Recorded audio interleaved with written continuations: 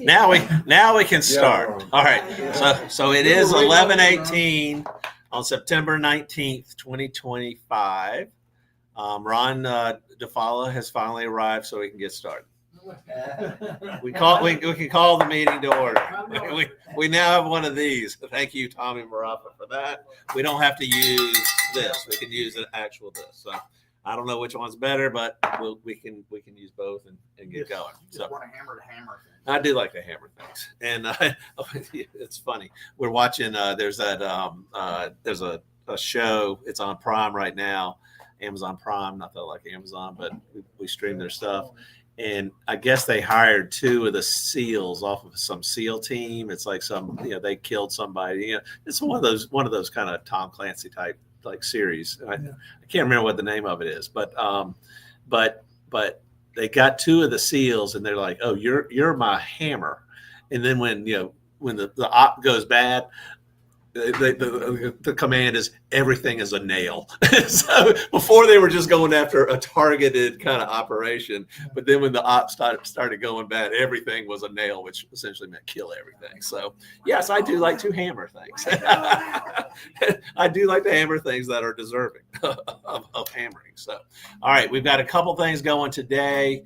Obviously, we've had some things, some memorials to the Charlie Kirk this week, and some developments there. There's been obviously developments at some of the universities. We're going to have Emerson Cook on later about 11:30, maybe in 10 minutes or so, to kind of give us an update of what he's seeing over at Clemson University.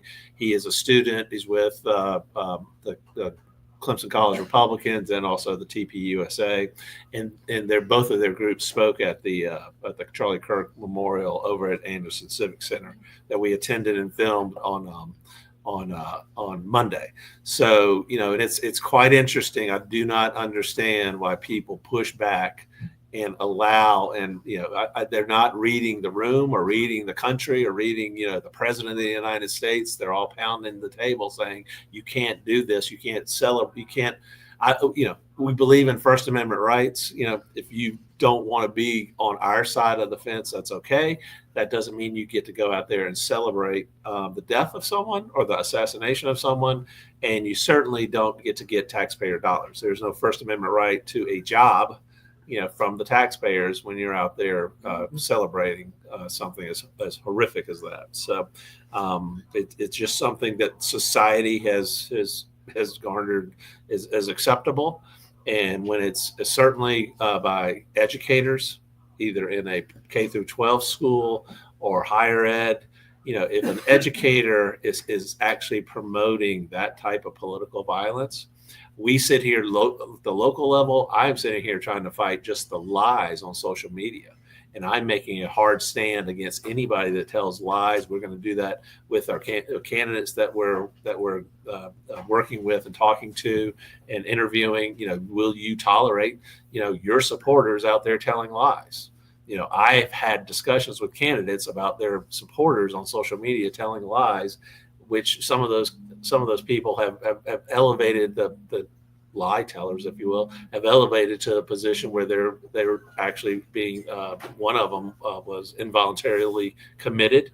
One of them had the cops called on them because they were carrying a gun. And this is somebody that really says a lot of bad things about me and about our groups and what we do in this county and in Spartanburg County.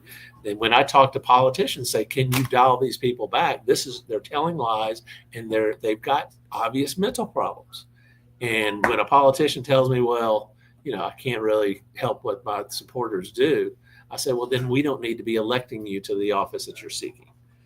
Okay. So, we have to make a hard stand. Political violence is the end of the journey. And that's not what we need to fix. We need to fix the beginning of the journey. So that's where we're going on that. So we're going to get some legislative updates. Ron's going to update us on candidate meet and greet they did down in Fountain Inn. One of the things that we're trying to focus on is obviously here with the Greenville County Republican Party, we focus on Greenville County and what's been going on there. County council, flipping county council, making it more as conservative as we can. We'll talk about some things like that, and a censure motion that we're going to do. Hopefully, everybody that I've heard from so far is in support of it. Recensuring the people that increased the taxes on us from county council 2 years ago, back in 2023, and then we're going. But we're focusing more on the municipalities. There is a lot of things that go on in the 6 municipalities. Obviously, we focus on the city of Greenville because it's kind of like the epicenter of the center of Greenville County. And it did turn blue in November of 2019 under our predecessors. But we have 5 other municipalities: Travelers Rest, Greer, Simpsonville, Malden, and Fountain Inn. There's a lot of stuff that goes on down there in those municipalities that we're not following. That I think we have people that live in those communities that want us to kind of monitor and keep track of what's going on. So we're getting engaged in those elections, and we're getting engaged in having people monitor those from the outside. So we're inside people, outside people, and then if there's stuff that we need to engage and try to stop or push back about. We had one person talk about, the $100 million bond referendum they did over in Greer. Whether it's right or wrong, I don't know. It needed to be looked at, those types of things. But I can tell you the city of Greer has one of the highest millage rates in the state. So, nobody's looking at it. So we just want to look at it. Yes, Ron. Yeah, that's the point I want to make, because I just got in the mail this week with my reevaluation of my property. It's a perfect time because Olga got hers yesterday. Yeah, yes. And now you're going to feel the impact of what our county did, yes. raising that millage rate, and they knew this was coming. Yes. It's being done countywide, everybody's values going up, and they already put in a higher tax. So watch your next one. Right. They're coming. Those, and it will be, it's a letter. It says assessment notice. Oh, there's one. Awesome. Yeah. Perfect.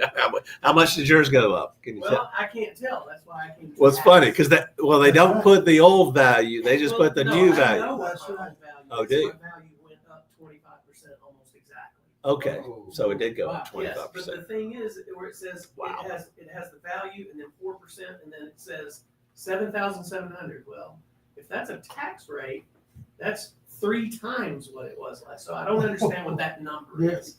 That okay. Well, look at. I didn't look. I mean, Yeah, I just actually. Oh, good. Mine was almost double. Came yesterday. Yeah, ours. I went Mine on Wednesday to, and it was almost double. I went onto a so-called state site this morning to see exactly what's going on there.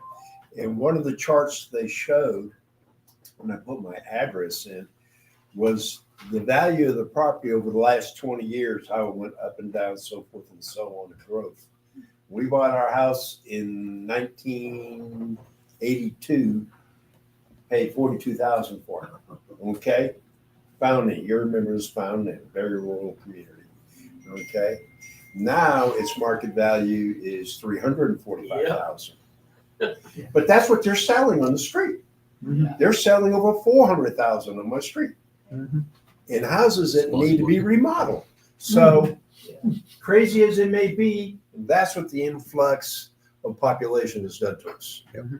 But that's why you can't afford in retirement these continual increases. They're taking your home away from you. The property agree. value. I agree with Your what you're income saying. is broken. The taxes agree go with up so what you're much, saying. it's like having rent, because if it's going to be so high, it's Well- $300 a month forever. And that's what people say. You never own your home Right. if you're paying property tax. You're renting from the government. You're renting that piece of it from the government.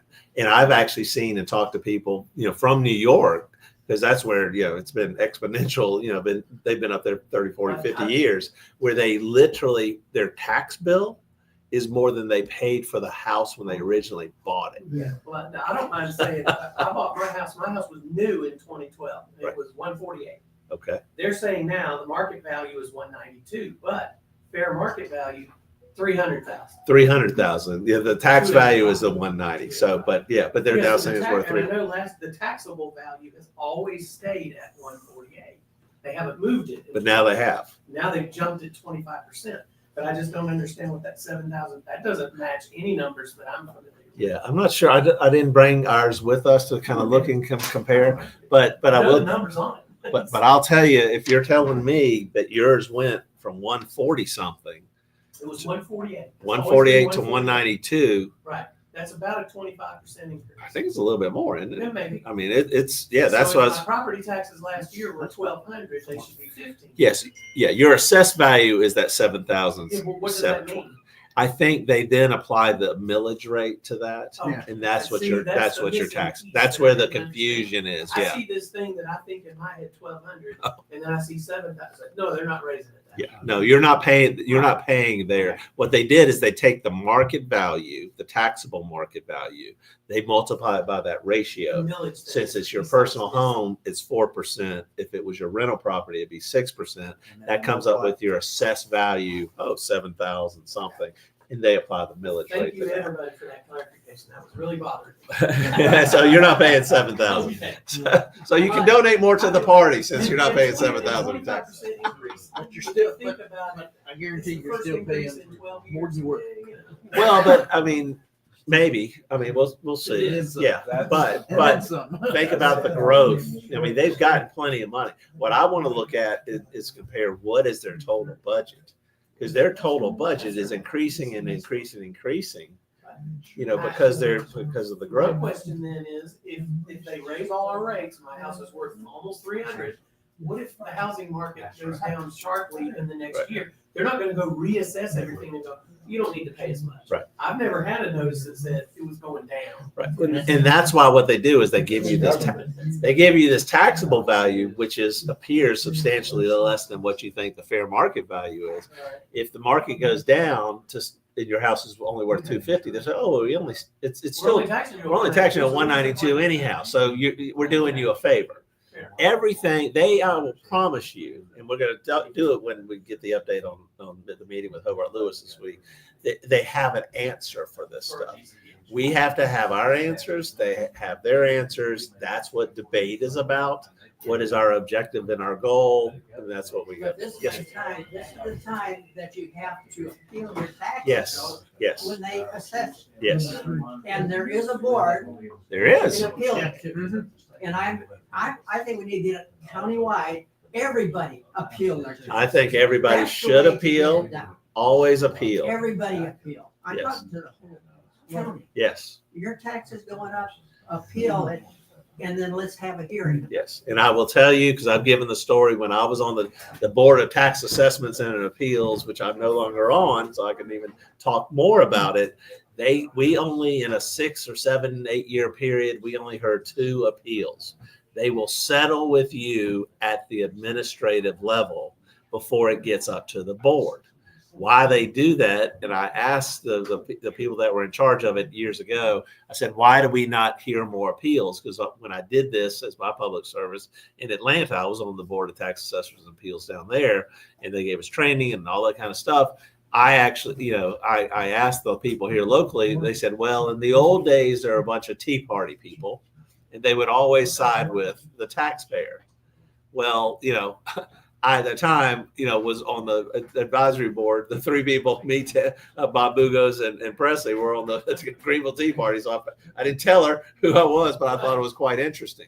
But I mean, that's why they settle everything. So appeal. And to your point, they need a flood of these appeals. And I think if you take the time, and maybe what we can do is show people what an appeal letter is, let them know that what the time period is, and say, go out there and appeal it.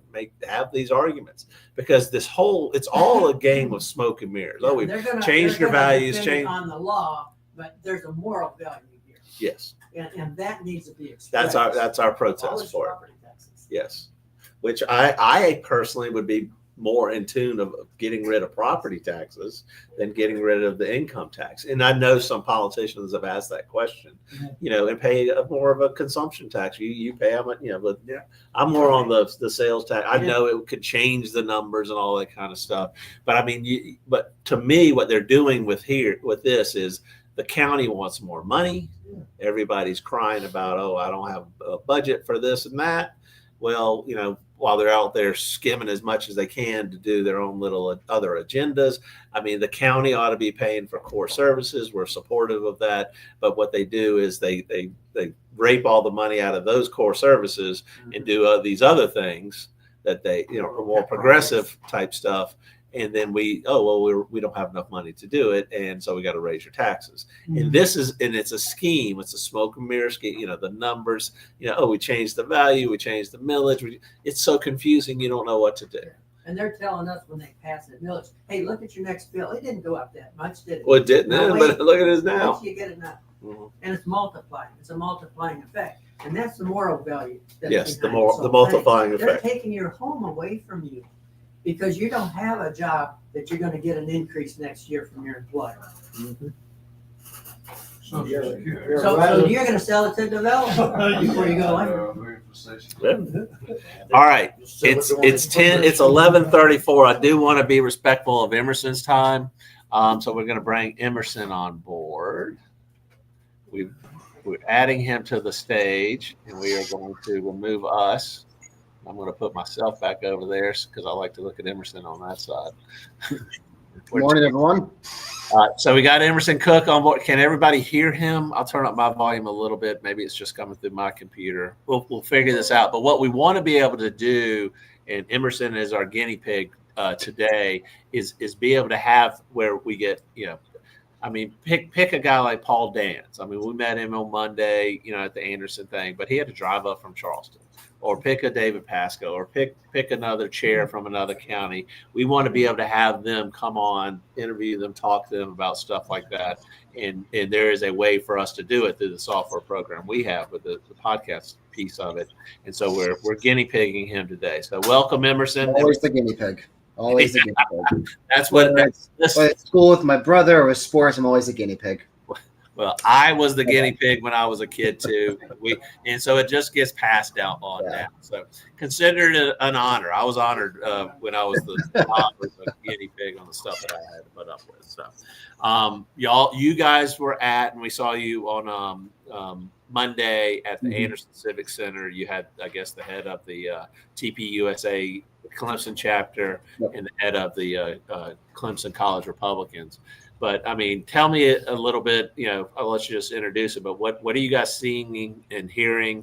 And I kind of, obviously the big issue has been the administration there has refusing to do anything with some people that were saying some pretty nasty stuff. But go ahead. Yeah. Well, so the last Wednesday when we heard that Kirk died, I think within an hour, we were told that there's going to be a vigil on campus, and we had just a fantastic turnout for that. The Clemson College Republican meeting was the day after, and we had our largest turnout ever of 70 people. So we were initially very optimistic that, even though Kirk had been taken from us, we would build that his message and what he was standing for would carry on. There was as has become a pretty common statement on social media, our turning point. However, Friday, a lot of people probably saw the video of one of the students on our campus giving a rather vulgar piece of paper to one of our people who were tabling. We were out there tabling Thursday, Friday, and then Monday until the university took action. That ended up blowing up over social media, getting attention from, of course, the Freedom Caucus, as well as other members of the mainstream political medias on Fox News, I think on the Ingram angle, as well as other news outlets. But we were and probably still are pretty disappointed with the response from the university administration. I told Fox Carolina this. I told other Republican colleagues and the college Republicans at Turning Point. I hold public office. I'm a precinct vice president. So seeing one of my professors advocate and calling for more political violence against people like myself was a little concerning. Since Charlie died, I've been wearing my Republican Party pen every day on campus. I'm going to keep wearing it. But I did ask myself, do I want to potentially risk my life just to send this message? And I hadn't had to think about that until now. And so I had to really take a moment and consider what was going to happen. And that's not just me who's had to go through that. Fortunately, we have had an outflow of support. For every negative interaction we've had, there have been 5 or 10 individuals who have been there showing their support vocally for us, whether it be members of the State House, U.S. Congress, or even Donald Trump, who ended up reposting one of our messages twice, I believe, as well as just other university faculty and professors. We had 2-3 professors who have been out there talking to us, being supportive. Some of them were at the events Monday in Anderson County. But there is another account that's been ran by Clemson alumni. I think it's called Tiger Roar. It's been a little bit inactive until now. But as we've been doing more digging, I've been helping the club with that. And we have found that this isn't just a 2025 Charlie Kirk issue. This is a long-standing pattern of behavior. 2022, the university did a BLM rally that was led by the university mascot. They also suspended a student who was running for student senate because his campaign banner featured a American flag, an AR-15, and then some sort of like a patriotic plaque, as he's running as a conservative, and they suspended him for quote unquote promoting violence on the campus immediately. Fast forward 3 years later, professor calls for a literal assassination. Nada. Takes a week. A little ridiculous. This has been there's more and more patterns of behavior. They said 3 years ago that the campus was not a free speech zone, but then when it suited their interest and their establishment, their systematic woke ideology, they said, "Oh well, we get to go say whatever we want, and screw you guys." They sent out an email in 2022 again, criticizing the college Republicans for not being supportive of the BLM rallies, saying that what we were seeing was very hurtful, and criticizing us for that. I didn't, luckily the Clemson College Democrats, they have condemned the assassination of Charlie Kirk. We are going to have a charity event with them on September 30th, where you'll be able to pay $2 or $3 to pie a Republican or pie a liberal. So we've been able to cooperate with them, but students aren't really the issue. It begins with the university itself. Yeah, and just repeat that because y'all said that on Monday, and I've kind of found that to be interesting. Y'all are going to do a joint charity event or whatnot with the Clemson College Democrats. Yes, who have now spoken up against the assassination of Charlie Kirk. Yes, yeah. I mean, I'll be there. Someone wants to go and pie me because I want to. This isn't a left or right issue. I do believe that a lot of the most vocal elements who are calling for this political violence, they aren't really, isn't so much one party going against the other. It's just some people who are very, I think the word ill in the head that term might be accurate. It's just people who are very angry, not necessarily one ideology against the other, but just people who have some issues they need to work through. But we've been able to go into agreement with the college Democrats, so we don't have any issues with them. It's just, frankly, the university and some individual actors. Well, and that's actually, to me, it's encouraging, but also scary that the student body, the students of the college Democrats, are actually more reasonable than the administration is. I mean, they're even more reasonable than our student government, who passed a bill condemning the university for doing away with DEI, and then they went and created a new DEI council. We actually had one of our members who applied to the student senate. He went through a questionnaire, and it's not even really a duly elected senate body. You can actually just get appointed to it by the student senate, which doesn't make sense to me, but hey. One of the questions they asked him was, which minority group do you represent? Now, I don't know about anyone else, but DEI in a legislative body seems like a pretty bad idea. Right. And that's just my opinion. So, I mean, I found it interesting because, I mean, back to kind of reemphasize that, the student senate at Clemson, I guess, filed some, you do a resolution or a censure or something like that. But explain that. How did they do that again this time? So because I think they were upset at the administration, correct, for caving on saying we were all out there advocating, hey, you got to do something with these 3 employees that are making these statements online about in favor of the assassination of Charlie Kirk. They finally did something, and then the student government, the student senate there at Clemson, I think sent some censure or some resolution against the administration. From what I remember reading, it was specifically about the administration doing away with DEI programs, which isn't even true, considering that they had changed it to inclusive excellence. I think that was the Department of Inclusive Excellence is what it says in my syllabus. Just change the name. So, yeah. So it still is DIE instead of DEI. Right. Which, okay, you know what? Sure, go with it. Right. But, you know, I've been in talks with Clemson College Republican leadership. We are likely going to be running a bunch of candidates because, frankly, we have some momentum, we have the manpower, we have the support, and so we're going to keep trucking. All Right. gas and brakes. And those are candidates for the student senate or just regular? Yes. Okay. Yes, and then it's 3-year terms, so you know I plan on running. The issue is the student senate's website is down, so there's no way to actually get this information unless you have an insider. Oh, really? Yeah. Now you You understand. can't find it on the student. You can't find the Clemson University website. I spent a half an hour trying to find information on how to run. It wasn't there. That's what you're finding, and I advise our friends all across the state. You know, our people get all upset in the precinct reorganization process that the other side or the incumbents are cheating the rules and all that stuff. They are, but guess what? This is happening in every state, in every county, or it's happening all over we don't practice it. We're not going to become what we're purging.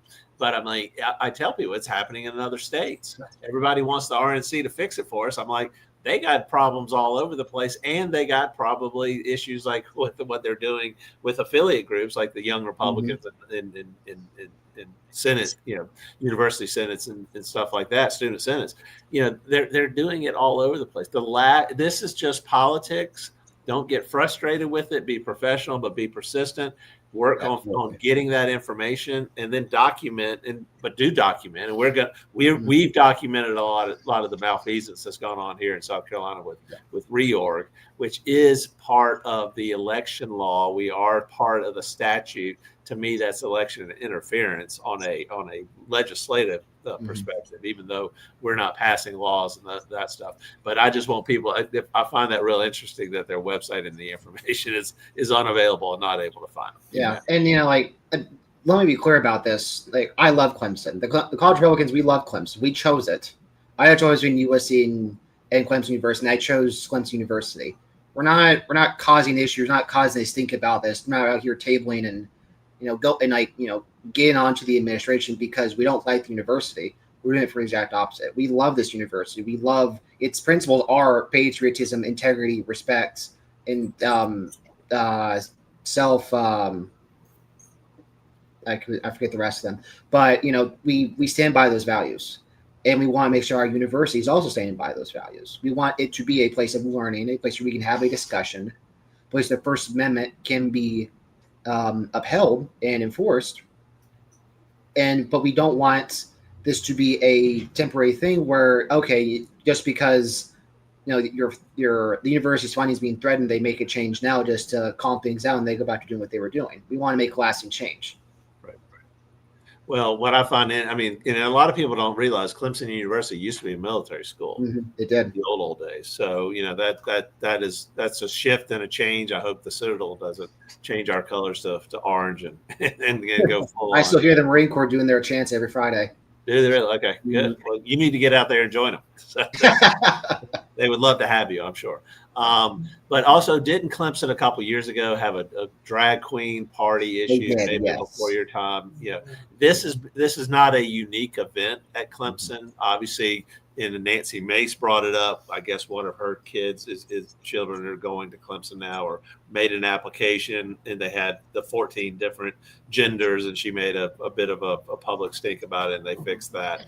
It's sad that we have to. We're always on the watch. That's kind of like what I mentioned earlier. We're looking at what's going on in these municipalities, because if you don't pay attention and you leave them to their own devices, it just drifts and drifts and drifts. And it never seems to drift in a more conservative direction. It always drifts in a more liberal direction, because, somebody will come and have an agenda. They'll talk to them, and they'll make a good argument and say, oh, okay, well, maybe we should do this. Maybe we should let 5-year-olds transition. Somebody somehow is making that argument, and somebody's buying it, but it's gone way too far. And I think Clemson's gone way too far. And I think, I don't know if I heard correctly over the weekend, or I'm sorry, over last night. Apparently, is it the Texas A&M or one of the universities in Texas where I guess the president was terminated? Yeah, so that I think that's where I heard it up there. So, and if you're watching RAF for whatever reason, William Timmons is running ads so on there. So it's Speaking of ads, Senator Lindsey Graham decided to. So he made a singular tweet on this subject, and the whole professor's making statements about the assassination of Charlie Kirk. But I know I sent you this information, but let me read it real quick because I think that everyone else will be a little surprised, if not entertained, by what his campaign had to say. Now, this isn't from Graham's campaign; it's for a group called Security is Strength (SC). It says, quote, President Trump and Senator Lindsey Graham deserve full credit and unwavering praise for holding Clemson University accountable. Thanks to their leadership, Clemson has now taken action against 3 university employees who supported the violent attack on Charlie Kirk. Lindsey sent one tweet. So, are you what? I think I know what your point, because they actually then attach an article for the posting from the Post and Courier. Clemson fires 2 professors over disparaging Charlie Kirk comments. So, but the group again is Security and Strength LLC, and they're promoting obviously Trump, which we know how he would feel about these types of things. And Senator Lindsey Graham deserve full credit and unwavering praise for holding Clemson University accountable. So, are you saying that Lindsey did not do that much? Lindsey did practically nothing. He sent a singular tweet. When I was out there, when we were out there tabling for every school day since Kirk was assassinated, I didn't see him out there once. I saw state reps out there tabling with us, holding banners. I saw other university students out there giving their support. I mean, like Nancy Mace, I don't know how many tweets she sent out. William Timmons sent out a bunch. We got a lot of local support. We heard from Tim Scott once, I think twice. We heard from Lindsey once. But yet he's supposed to be receiving all the credit. Right. Him and Trump. They did it. Yeah. The president of the United States that represents 50 states and is doing a whole bunch of stuff nationally. Yeah, I don't have any issues with it. I mean, like the president of the United States giving attention to this matter meant a lot to us. It certainly raised our morale. It made us realize this is a big deal, not just for us, but other people around the country. And so we appreciate the president's support. But also, I don't have any issues with President Trump, but giving Lindsey Graham all the credit for this seems a little undeserving. Have you looked into who exactly is Security and Strength LLC? I haven't had an opportunity to yet. I've had exams all week. I'm actually having a Russian exam after this. Right. So that'll be one of the things we're looking to over the weekend, and like to be hearing more about that in the coming days. And as I look at it, I guess this was a tweet or whatnot, but it says it's an ad. So they actually they made the tweet. They spent money behind it to give Lindsey Graham credit for it. So at least he didn't oppose it. But one tweet is could have been worse, but it could have been a whole lot better. Correct. Especially when local people are fighting for it. You're right. I did see a bunch of stuff from Timmons, Nancy Mace, Freedom Caucus. All kinds of people saying things about it. Nancy Mace offered to go table with us. Yes. And when Emerson talks about tabling, what they do is that's when you physically put out a table, have your information out there. You may have a cover or whatnot. But for when students come by, there's probably areas on campus that you can do that. We do that with festivals and things like that to get people informed about the Greenville GOP and some things like that. So, all right. Well, we have a question for you. Okay. Didn't Clemson back Haley? Oh, didn't Clemson back Haley? I'm not sure. I know that she is on their board of trustees. I had a classmate who placed her on campus Monday. Is it her daughter as well? The daughter's on the board? Is the daughter on the board of trustees? I don't know. It's a first for me, if so. Well, the reason I'm asking, the daughter would post pictures being on the campus and comment with a comment that it's a great day for board meeting or things like that. So okay, so maybe it's something worth looking at. Saying maybe, because it is the trustees are responsible for this. Ultimately, the legislature and the taxpayers and are giving them money. I did see that House and Senate leadership did put out a letter strongly encouraging or strong enough.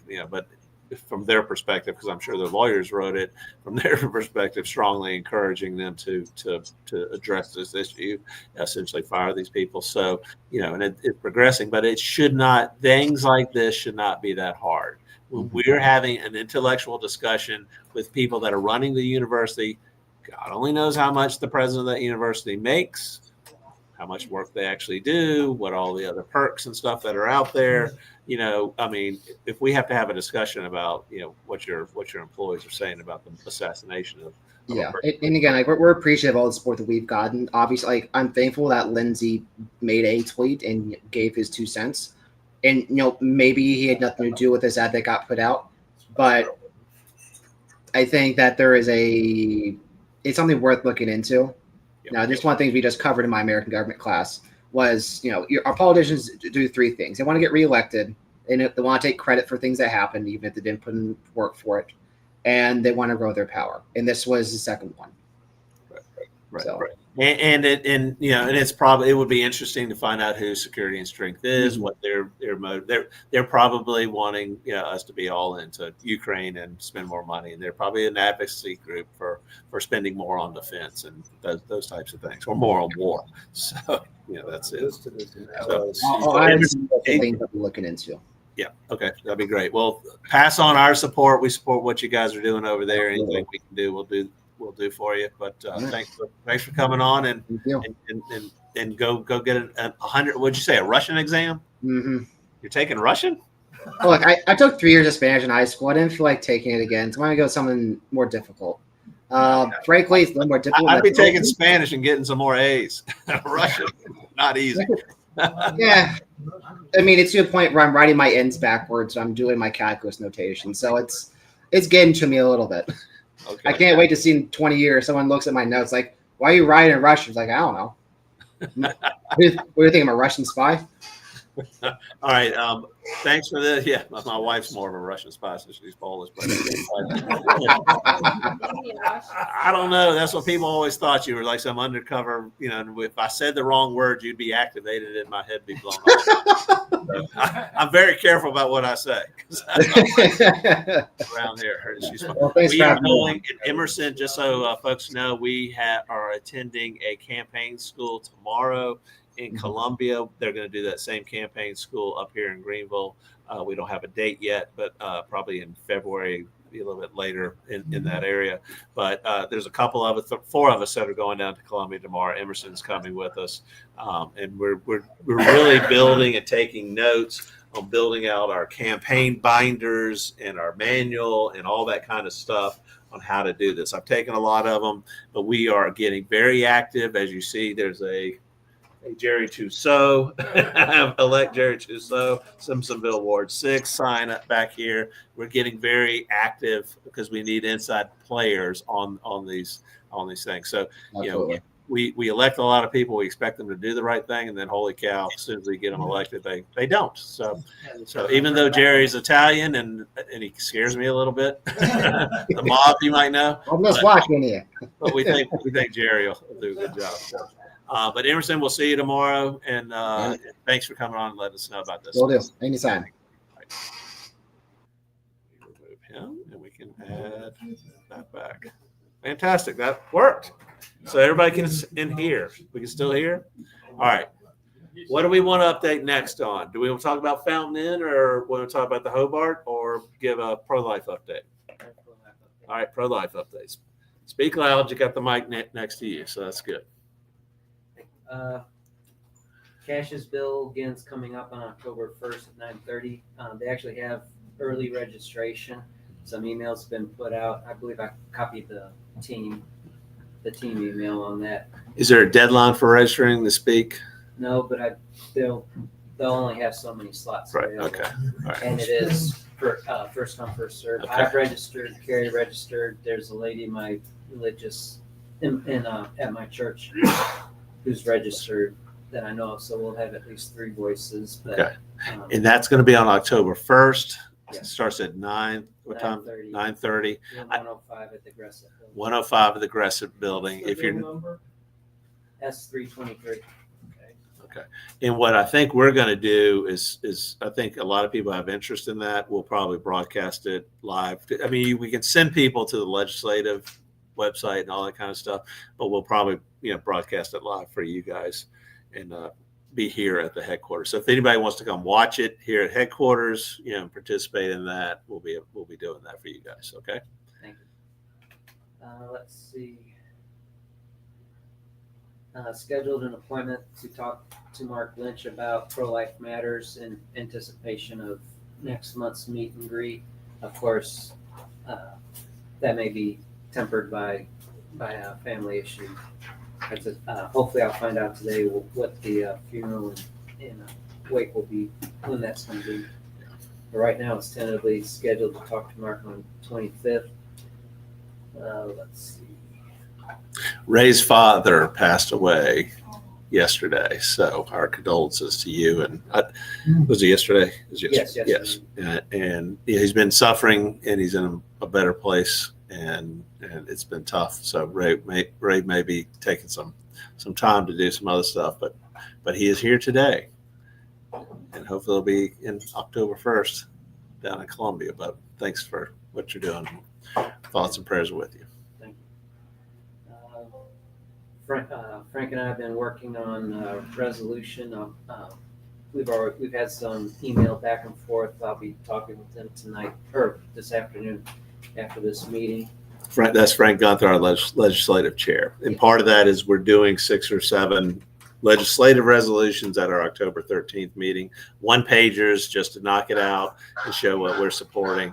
And I think the main thing we're doing on the pro-life, obviously there's a whole lot of issues, but what we really want to bring some attention to is the abortion pill. It's the mail order abortion pills. Yes. The law's already in place. We just need to enforce it. Right. We don't even have to waste time or worry about debates with the new law. We just have to enforce what we got. Right. Just like Trump, he just needed to enforce the border wall. He didn't need new bills, new law. We had the laws in place, and what they're doing is they're violating the law. But a lot of our elected officials or solicitors do not want to get involved in it because it's a sticky issue, and they don't. It's the law. Enforce the law. They're not there. The solicitor, prosecutors, we call them solicitors in this state. They're there to enforce the law. They need to be enforcing it. So, don't like it, get it changed. Or get another job. Or get another job. Yes. Preferably get another job. You can make more in the private sector. I'm looking for 4 volunteers for the Mark Lynch event on October 20th, basically just to help set it up before the event. And where are y'all doing that? It's going to be at the Hughes Main Library. Okay. I have 1 volunteer from the church, so I'm still looking for 3 more. When did you say that was? It's going to be October 20th. I'll need volunteers will need to be there no later than 6, so we have time to get the room set up. Okay. I already mentioned my siblings are working on funeral arrangements today. They're supposed to have they should be talking to the funeral home in about 2.5 hours, so I'll know more. I should know more about that later this afternoon. Let's see. You already mentioned that both the House and Senate had a statement signed condemning the actions of the Clemson of the Clemson professors. I know a lot of you went to Anderson for Charlie Kirk's prayer event. I went to the one here in Greenville. I got to meet Steve Nail and Jack Scott. Both are running for House District 21. I got their business cards, so I intend to be talking to them in the near future about what their pro-life attitudes are. And I've met with Steve Nail the other day. I've met him before. I think he is generally known in the community as very pro-life, so it's a big issue. Yeah, I'm very impressed with both of them. They both gave really good talks back then. Again, I think Jack has a future. right now I'm kind of leaning towards the more experienced, but I think Jack. I think me personally, I'm leaning more toward the experience. I will tell you, as Emerson brought up here, you can't find out how to sign up for and run for the Clemson Student Senate. Jack Stott did the same thing with the upstate or Greenville Young Republicans. I called him. I tried to find out when they were doing their elections. I knew they were coming up. I had some other people that were part of the Young Republicans that told me. He was at the time the president of the Young Republicans for Greenville County, and of the Greenville County Young Republicans, and he wouldn't tell me when the election was. I did not know when the election was until he personally announced that he was reelected by the three people, as I understand it, the three people that showed up. So. How is that? Right. So that's not a future in politics. That is a death nail of politics. And we like hammers. Jack Stott's a nail. Bring your real hammer. He's a nail. I mean, because that is exactly what, why, the kid talks good. He says some good things. I'm more than happy to hear him out on that, but we can't tolerate this type of stuff. We really can't. Because guess what? He's telling you probably what you want to hear on the pro-life movement. And if he's willing to sit there to get position and power to sit there and make sure his reelection, go out there and fight for it. I don't mind fighting for reelection of what we do. We tell everybody how it is, and we say, come and bring it. It gets more participation, all that stuff. But he sits there and then hides it. That's what the Rhino establishment has done, and that's what we're fighting here in the state of South Carolina. And Olga's got something. Yes. Oh, I've never talked to the guy. Oh yeah. I don't know him, but he was insinuating online that I lied about my citizenship, so I was basically a criminal committing voter fraud, voting without being a citizen. And he has no way of knowing, but he thought he had a right to say it. Say whatever in the public without no repercussions. It goes back to what I mentioned earlier in the beginning. We all dislike, the political violence, Charlie Kirk, what happened there. It started earlier with mainstream media, the parties condoning or even encouraging the lies and the deceit and all that stuff. Jack Stott has been very active with the people here in Greenville, South Carolina, that put all those lies on social media. One of them being, is Olga really a U.S. citizen? And he's sitting there making conversation about, well, she doesn't really say it that she actually is a U.S. citizen. I'm like, we've shown the things. We got a letter from Donald Trump, all that kind of stuff. And he's saying, and if you're lying about actual citizenship, that's a crime. So he's essentially inferring and trying to get people to think my wife is committing a crime. And I'm kind of like, that's not a leader. We need people. He knew exactly what he was doing. So what did you do? What did I do? Well, just message him I directly. forgot. Yes. A screenshot, you said this. Why you're saying this? Did you respond? No. Okay, so that's a typical thing. You send it to them. Hey, You can get them for libel, for defamation. you can, but I've tried, and the judges in this state are, it's If you talk quite about interesting. financial loss, they don't want to hear I think Well, there are some things that you don't even have to show damages. So like when they were going around falsely telling people that I was disbarred from the practice of law, you don't even have to prove damages. And what I'm saying is they don't want to hear it unless you're going to present that. Well, they don't. You're right. But I tried to sue, Chad Conley and those guys for doing a website saying that I'd forged documents. There's deemed damages, as a lawyer, to say a lawyer is out there forging documents, right? So, the judge wouldn't let me, get the discovery we needed to be able to prove it. And it's like, it's the funniest stuff that's out there, but we're working on Because it. the politicians are putting the judges in Yeah. those positions, and what Jack, they're not going to do anything. So I we're think trying to it's win more- it in the court of public opinion by saying this stuff stops, because guess what, Jack Stott, your political career is going to stop because you're out there lying. If I can't sue you and get justice in the courts in this state, we're going to get justice in the court of public opinion.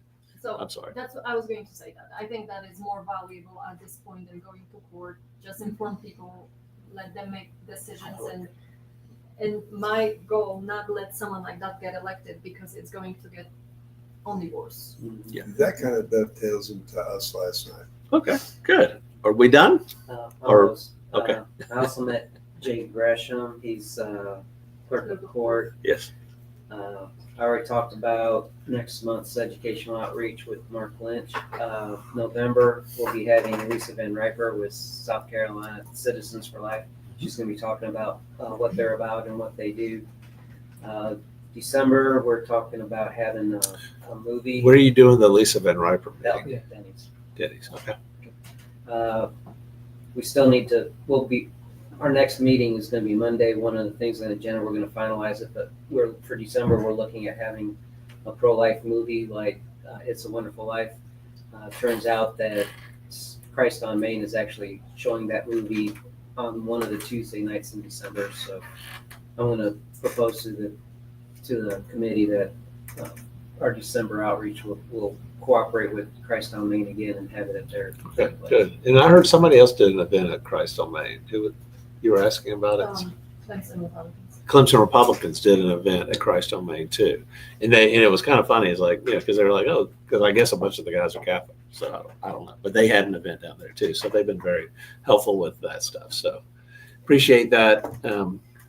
Anything we can do for you, just let us know. Okay. The other thing that happened is obviously there's a lot of with meet and greets with candidates and things like that, especially on the municipalities. Ron was at one for Fountain Inn yesterday. City Council last night. City Council. Yeah, I say dovetails in real nice because Shannon and I went, and our EC from Precinct 1 also was there, Bev Galt. But I introduced myself as being representative of this group in the legislative committee to monitor what was going on in Fountain Inn. And the eyes opened up and said, oh, but I was waiting for We social. need to get you a business card that says that too. That sounds perfect. But the eyes opened up, and I was waiting for a social event where people in a relaxed state and not having business to follow up with and all that stuff, as opposed to a city council meeting where it's structured. And it was very good. I got to talk to all the candidates. 3 positions are open. The other 3 are in place till 27. Okay. 1 Ward 3 has 3 candidates for city council. Ward 1 has 2. And the last one, Ward 5, is unopposed. Okay. John Don, who's son-in-law to Mark Willis. Correct. Oh, lovely. Yeah. Well, not so bad because Mark and I have known each other for a while because he lives a mile away. Okay. And Mark came in, he saw us, and he started talking with me and Shan. And yeah. We mentioned about John, and I went out to get some beers. And John went over and got with Shan and gave all contact You got beers at information. this thing? Oh, yeah. Well, it's it was the mill in Fountain Inn. Oh, okay, so there's good. a brewery there. Call me next time. Okay. But John was open, went to Shan, gave all his contact information, and wants to sit and talk with us. Mark offered to sit down and have breakfast with me and Mike, I believe his name is, that lives out that way. He was here for the legislative meeting.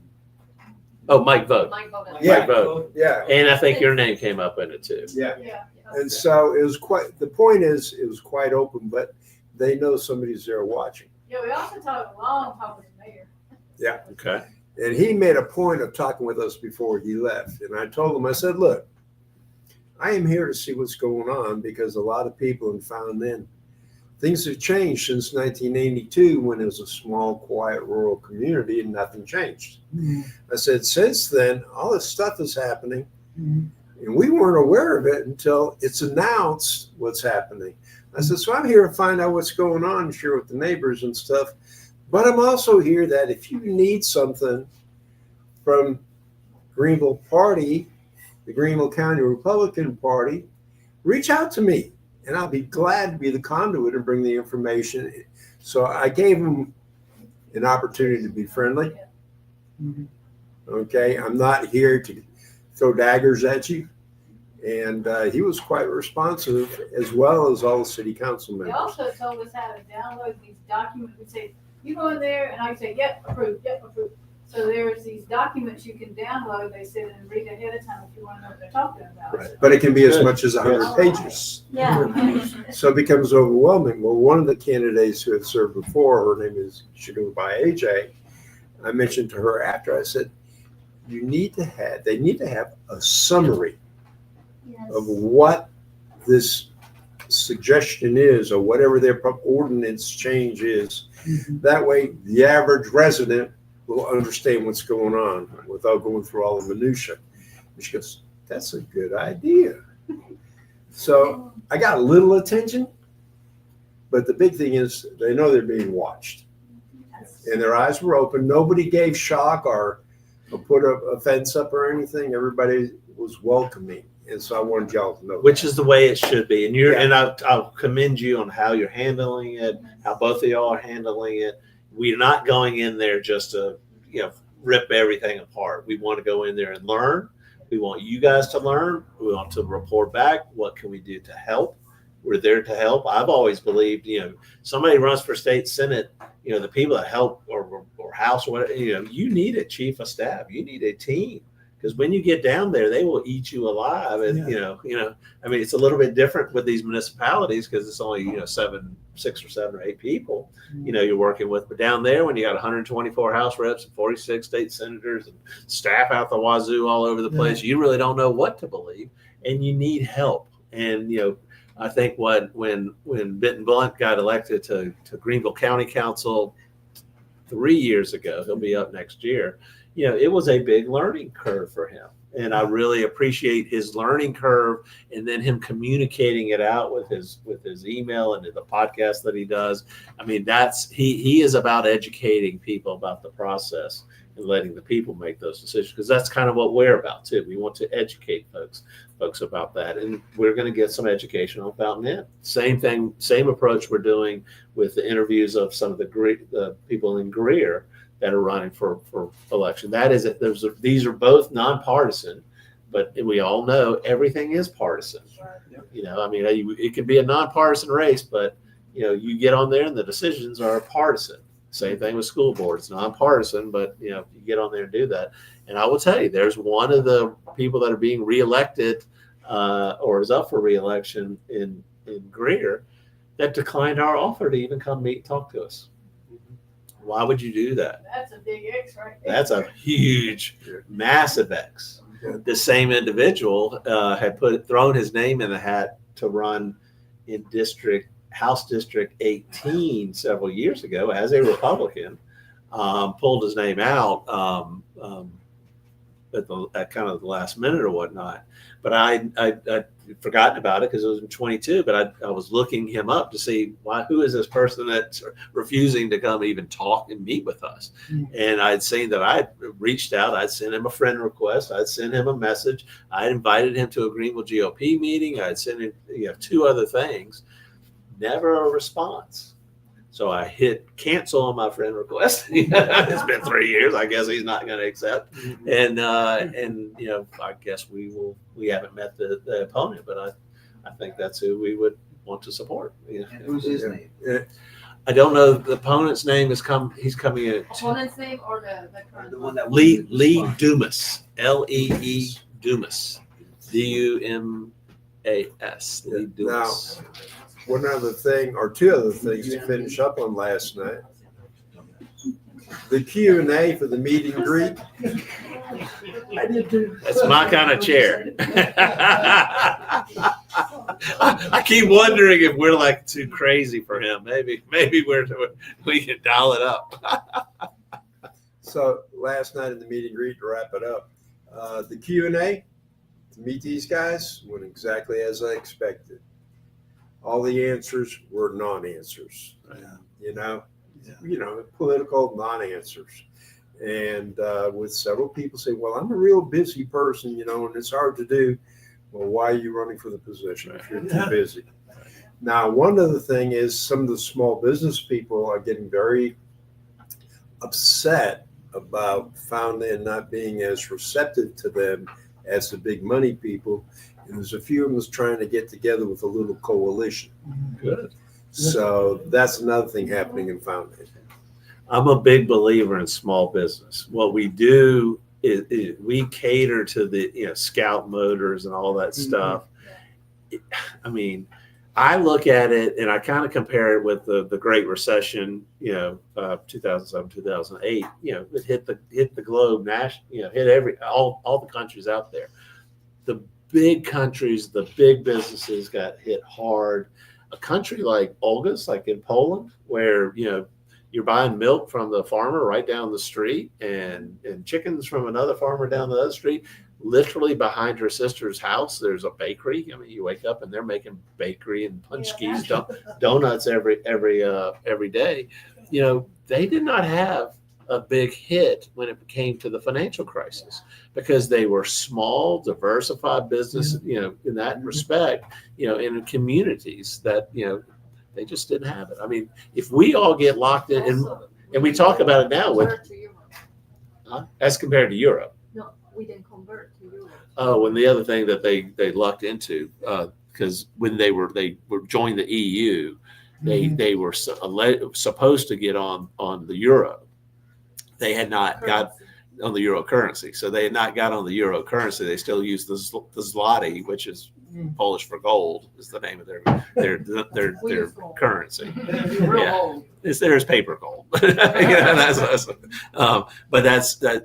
they never made the switch, and it helped their economy tremendously because it was if you're on the euro, you just got shared loss. Yes, you're exactly. Ron says it right. There was a shared loss on that, so they had their own currency, so they didn't have to share in that loss.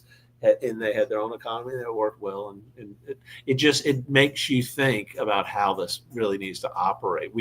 It's great that we can get stuff manufactured cheaper in China, but then all of a sudden we're at war with China, and they make all of the component parts for pharmaceuticals or whatever it might be, and then we're in a rock and a hard place. What Donald Trump has been bringing up is logical sense. It made sense at the time. Oh, we can save a few pennies here. Wait a second, we didn't walk it through the whole transit. Get to the end of what could be possible. So penny wise, pound foolish. Correct, exactly. Penny wise, pound foolish. So we want to do an update now on your meeting with Hobart Lewis, the sheriff. Yes. And we should probably add in. There was a Fitz News article on Sheriff Chuck Wright that came out. Apparently he lied to federal authorities as part of that investigation. But what I found quite interesting is he was apparently preoccupied playing a game called Candy Crush all the time. So the sheriff playing Candy Crush on the phone, and I guess you can buy stuff in Candy Crush. I don't know. We spent $7,000. I don't know. Was $12,000? Was it taxpayer money? The sheriff's credit card. To a point where you can't go and you have to buy coins to continue. Yes, And my wife did that. Oh, A long time. And I saw it. It'll eat your It life. wasn't thousands, but it was hundreds. Well, Wow. that charge, they just said there was $12,000 charged to Apple, I which believe would be, they're not saying it was for Candy Crush, but it's a possibility. Connect the dots. Connect the dots. Yep. That's why I don't play Candy Crush, and that's why I don't go in the Rolls Royce dealership either, because I don't want any of that stuff. I don't want to be tempted. So, but I found that interesting because I will tell you, a lot of times in the old days, our people had issues and or concerns about Hobart Lewis, and it was always told to us, well, he is under the wing of Chuck Wright, and Chuck Wright is mentoring him, and Chuck Wright will make sure he doesn't go to the dark side as a sheriff. So He goes to the dark side. and Chuck is going to the dark side, just like the municipal judge down in Charleston, who's apparently sending child porn and doing stuff like that. Same thing with R.J. May, co-founder of the South Carolina Freedom Caucus, all that kind of stuff. Stop idolizing politicians. They like Former sheriff in Lawrence County that paid for his secretary to go on a trip with him to Charlotte. right to get an abortion. used a police vehicle to take his girlfriend to Charlotte to get an abortion. Somebody in His Lawrence former County. sheriff in Lawrence Mistress, County. yes. His Oh, mistress. that's Yeah. not- Because he's married, so. Yes. So They use their positions of power for personal gain. we have to hold these people to a higher standard. They cannot do these things. Do not run for these positions if you're expecting to, be able to get a bunch of favors and be, we need to be the watchdogs over this type of stuff.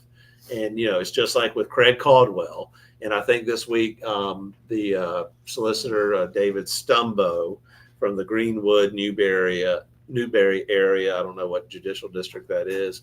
Stumbo announced that he's running for Attorney General. David Stumbo is the one that cut the deal with Craig Caldwell, the former chairman that we got unelected in Lexington County, who embezzled over $100,000 from the Lexington County GOP and the Rotary Club down there. Talking about Stumbo Bill? Yeah, Stumbo didn't do it himself. He was the prosecutor, and he let this guy Craig Caldwell off with a slap on the wrist. He let an elected official, a chairman of a GOP, off with a slap on the wrist for embezzling a six-figure number from the GOP and we are going to hammer that and hammer that and hammer that. I've had somebody who likes Stumbo come up and tell me, well, he needed to let him off on probation instead of 8 years in prison. He needed to let this person off on probation so he could work a job and pay back what he had embezzled. I'm like, no, that's not how it works. No, no. And I don't even think he's paid back. There was something, but I don't know if there's a continuation of the payments. He let off an elected official who utilized his position to embezzle funds, and other people who brought attention to that have been hounded mercilessly, without mercy. Namely Pamela Godwin, who was elected chair to replace him. Oh, is she online commenting about stuff? No to Stumbo, covers for cronies. Yes, that's all we need to say. But I'm like, you can't do that. I mean, she has been beaten up because guess what? She got the bank statements. She looked at them. She said, this doesn't make any sense. People told her to stop digging, and like a dog on a bone, she kept digging as we're supposed to do. And you start seeing transactions going to Title Max in Georgia. I mean, why is the GOP paying Title Max in Georgia? Why is the GOP paying? Why are these funds going in and out? And when she asked the bank people, said, "Oh, well, that's their personal and their business account." You don't commingle there. I don't have access to the Greenville GOP account, but imagine if I did, and there was funds going back and forth. Imagine if I got Mary, who is our treasurer, and technically the bank account said zero, but our treasurer sat there and put out a financial statement saying we had $20,000 in the bank. That's what they were doing. They sat there and pulled up the bank accounts, and the bank statements did not match the cash basis tax, financial reports. I mean, you've got to be kidding me. There's more than one person that should be up for. Well, Stumbo was given the case because the case was in Lexington. The case was in Lexington. Of course, the local solicitor had to recuse himself because he's friends with him. So he recuses himself. Alan Wilson then assigns it to David Stumbo. Alan Wilson's friends with him. Was friends with those guys. Alan Wilson found a sympathetic prosecutor, and this guy's now back out on the streets. This guy only spent a couple hours when he was arrested in jail. Time served, and he's got 2.5 years of probation. And he is already reinserting himself in the party in political events. Of course. Incredible. He was able to get personal gain. And the fact that he shows up at a meeting, I don't think y'all would let me show up at this meeting if I had embezzled $100,000. Yes, and I'd We be, can hang it from a tree. I wouldn't want to show up because I'd be beaten to a pulp in black and white. Tarred and feathered. You Tarred are, and feathered and hanging from a tree. and that's what I would rightfully deserve, right? So, okay, tell us about, and this is all surrounding the fact of ICE. Okay, I got two things. First thing, on the close primaries, I made a note to myself to dig into and get the information for the two parties for the chairman. It is not easy to get Buford's contact information. They do not have a website. You have to dig and dig. They do. But if you go to Facebook, that's it, and you still have to dig through their Facebook page to find it. well, But if you need any chairs or state EC's contact, I can get it for you. I dig the numbers up. I called Monday, left both of them messages. I'm gonna give them a week to respond. Okay. And hopefully the presidents or ECs from those will get in touch with me. If not, then I'll dig a little more and see if I can't give more specific numbers find out who the presidents are, or president or ECs are in those. Good. Okay. So that's where we stand with that. It's BufordSCGOP.com. It ended up going to a Facebook page. No, I'm looking at it. Really? I don't know. Anyway, just, yeah. But that's the only way I can find it. We met with Hobart Lewis on Tuesday afternoon. And there were several of you. There was me, Irene, and Bob went, and Bob Bugos. Bob Bugos, yeah. He's not here today because he had to work since he took Tuesday off to go do that. So he's working today. And Bob is a lawyer. Yep, He's more of a corporate lawyer, but he was with us with the Tea Party from the old days. Yeah, so he was pretty much on top of what we needed to pound home on him. We did ask him about the warrant program, why that's the standard they're using. They're not going with task force. His answer is, I don't have the manpower or the funding to pay for a task force person. Task force people, even though they're in the sheriff's department, are actually assigned and work for ICE. They do not work in the sheriff's department. So they go wherever task force sends them. It's not necessarily staying in the county. But he does work with ICE the way it is now, that ICE is going to go do a raid somewhere. They notify him. His deputies go back them up on scene. So he is cooperating with them. If they do interact with somebody that they know is illegal or even suspects illegal, and they take them into custody, they contact ICE and have their prints run, have retinal scan done on them to see if they're innocent. They can only hold them for so long until ICE gets back with them. They've got 48 hours to hold them, or let them go. If ICE don't get back in the 48 hours, then we gotta let them go. If we were task force level, can you hold them for more than 48 hours? It still stays in the 48-hour rule. Okay. That's something task force, when I ripped back and looked and read it, Okay. even under a task force model, it's still the same. But the question of the task force, wouldn't that cut the waiting period between ICE? I mean, if they're part of ICE, No, the task because- force person is part of ICE. No, because the way his deputies are doing it now, they have a direct link with ICE through this warrant program. Right. As soon as they take somebody into custody, if they have any doubts about them, they're already sending the information before they even take them to the department while they're still dealing with them on scene. That goes in their little computer thing, and it sends them a message to ICE, and it starts running their name that they give them and the social or whatever else they give them. Did he And if offer, it comes back saying that we got nothing on this, we did he don't know offer this. any numbers on how many people they actually? Well, that was going to be my Yeah, question. see, I mean, it's nice to say, "Oh, we do this." You all just, Oh, but is there any result? Would you what say are the there's results? Any stats on the results? He didn't give We us. caught didn't 30 give us- people in the past month, or whatever. He may have said, I don't remember exactly if he said how many they've dealt with. Right now, though, he's got 30. Well, Tuesday when we met with him, he had 36 openings. Deputies? For deputies. 36. That's first level deputies. 36 openings for first level deputies. He now has 37 because yesterday he fired one because of the Charlie Kirk post. Really? He was fired for his post on Charlie. What did this guy say? He was one of them people who was spouting that he deserved, he got what he deserved, blah, blah, blah, blah, blah. And he was fired. Does this Is actually, that in the newspaper yet? No, it was on the news last night. Was it? Yeah, Okay. yeah. I was is this watching actually it 10 o'clock news last night. Sheriff's Yeah. deputy or? He was a street patrol deputy. Don't need him on the street. I'd like to actually see. I mean, Just to top that off, EMS fired 2 personnel yesterday too for the same thing. I heard that. So three county positions are now open if anybody's looking for a job. He is looking at the TFOs though.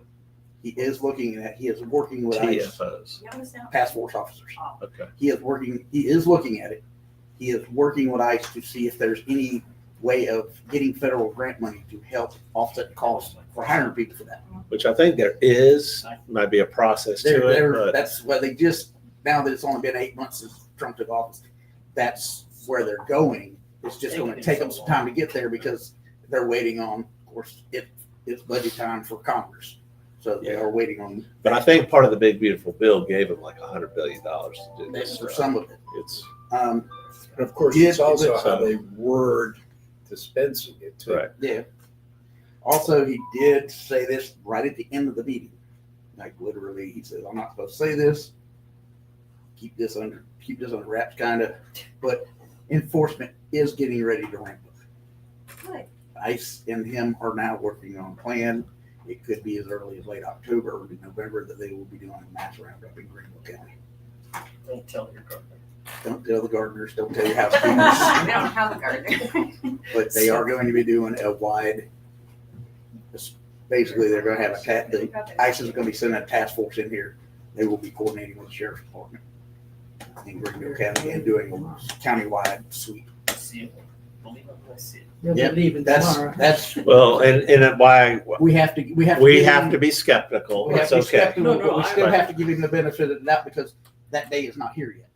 Yeah. Now, That day is, now, but now, if here we come the first year and it still hadn't happened yet, then we're gonna go back to it and say, what happened with roundup? Why is it not? but Now it's put up. Now it's put up, Right. put up or shut up. but also remember too, that we had this issue was brought up to light years ago that they were bringing illegals in, Yeah, he dropping them off. he turned around and said he was sitting there in his truck, it's county issued sheriff's truck, sitting there with his camera videotaping, getting off the bus.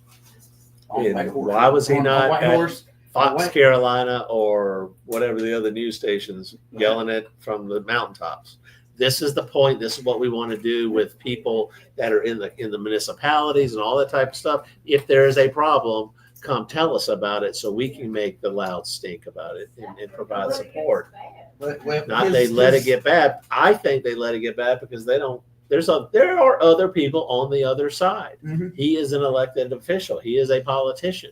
Yeah. Yes, he wants to tell us everything we want to hear, and for a lot of people, he's sitting there watching it, from his truck and filming it. And that will satisfy some people on our side. It doesn't satisfy us. The other side is satisfied because nothing happened, so they're happy. Well, that was his argument there because we did ask him, why didn't you present this to ICE? And he said we did, but it was under Biden administration. and Exactly. They turned the blind eye to it. We spent a long time comparing what happened under the Biden administration Yes. and the changes that are happening now, and the relationship that he has with ICE now, and that they do come fairly quickly. Am I right? Yeah. And the So- other thing, I don't think you mentioned that really interested me, is that the sheriff's office doesn't control the I jail. was getting ready to mention that. It's true. Oh, okay, Yeah, we go know. ahead. You Yeah. go. I did, during the meeting, we asked why the jail, because we were under the impression because it's a warrant program that when they went to jail, the jail would notify them. The county council and the county administrator run the jail. He has no control over the jail. The people that work in the jail don't even fall in the sheriff's department. It's true. So the county administrator and the county council are the ones that we need to go after and say, why is the jail not participating? If we can force that right there, if we could even if we force them to go into the warrant service, once somebody's brought in, it doesn't matter what municipality brings them in, they all come to the county jail. Oh, so all the other All police the other forces. police There's forces. just one county jail. Greer does not have its No. own jail. No. Oh, okay, good. The police forces don't have jails. No. It's all run by It's the all, county jail. all at the county jail. Well, we've Okay. got some ears on That's a county solution. council that should- Yes. We should talk to them about that. Yeah, I plan on getting If- hold of if Whit they're- Benton. if they're running it, and then, I plan on getting to Benton because Benton is actually my councilman for there you my go. district. That's a good So I'm solution. gonna ask him, I'm like, And this is something that maybe they He might don't not even know. know about. he might not And even maybe know that the sick county administrators But, keeping it also- quiet. But there was also something else he brought up because we talked about it. his problem with his turnover as officers. He went to county council, asked for the 12%. They balked back and they gave him 6 for his officers, which brought them up, but they're still like quite a bit under even what the city of Greenville and all these other municipalities pay. So these guys are staying around for the bare minimum time, and then I'm gonna go somewhere else and pay my brother. But then the county council turns around in the budget, which they do every year, put $4 million into road work, even though the county auditor said there's no way we could spend $4 million a year. It's impossible. 2 million would be more reasonable. That's so there's that's $4 million. If they only took half of that and put that back into public service and the law enforcement, that would open up and be able to pay better and be able to hire on more people.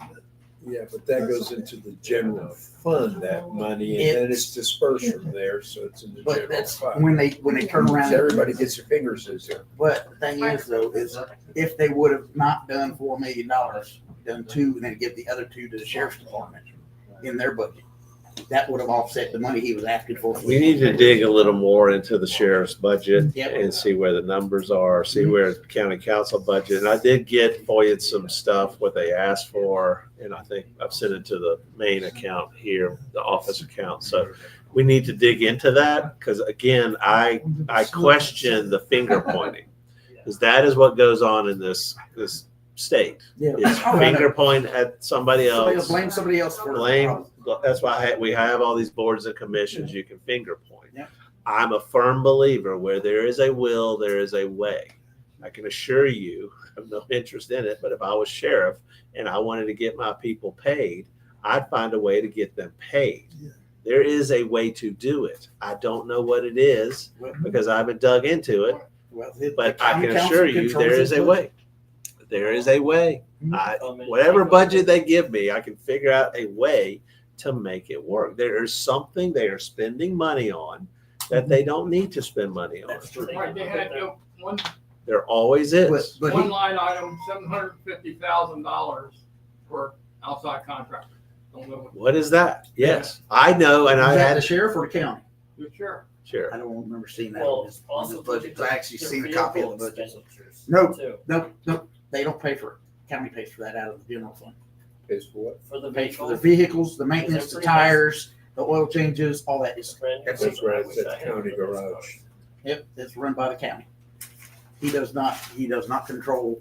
Well, maybe that's a way of pointing that the right finger there is at a the big- county of, oh, we got fancy cars, but We got no. Well, we got no money body- no because we got body them paying for the fancy That's cars. Yeah. Right. So they could say, oh, we'll take them on. We don't need his fancy cars. Give us more money for salaries. Yep. Where there is a will, there is a way. But they are expending a lot of money at the county level on the vehicles, because look at the rate they're replacing vehicles. They're all brand And new. they're all brand damn new, and they got all the bells and whistles and everything in the world on them. And it's like, Probably because they're taking the advice of what the sheriff is asking for, and then they're paying it.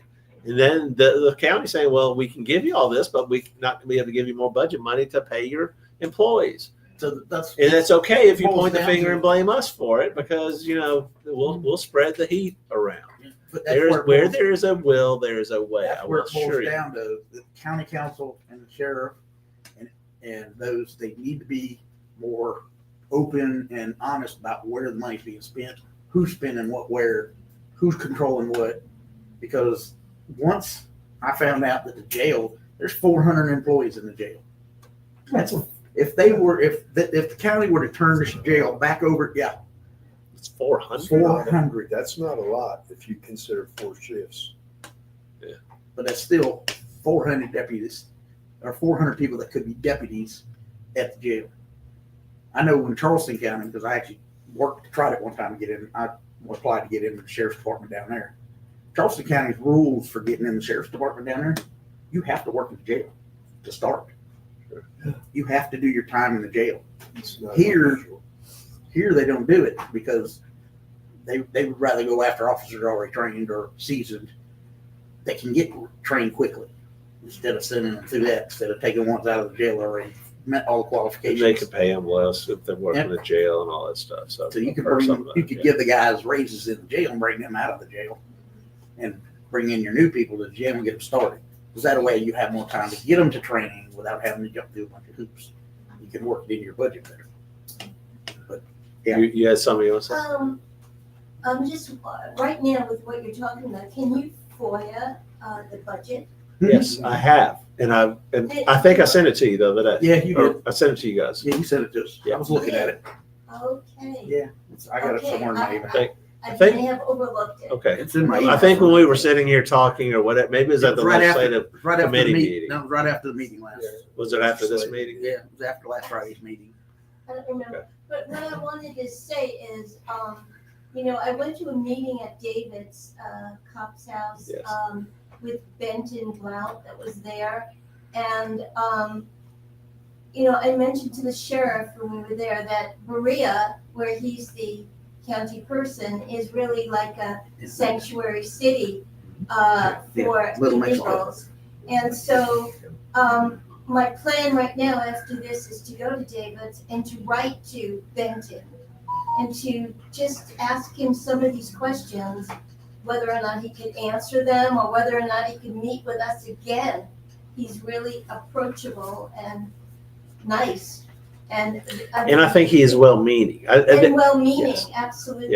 Yes. Yeah. I do He's get just got to that. survive the political world. Yeah, but I think I'll be surprised if anybody runs it because he is well-meaning. Now the sheriff, I used to have a lot of confidence in the sheriff as being, I thought, a well-meaning guy, all that kind of stuff.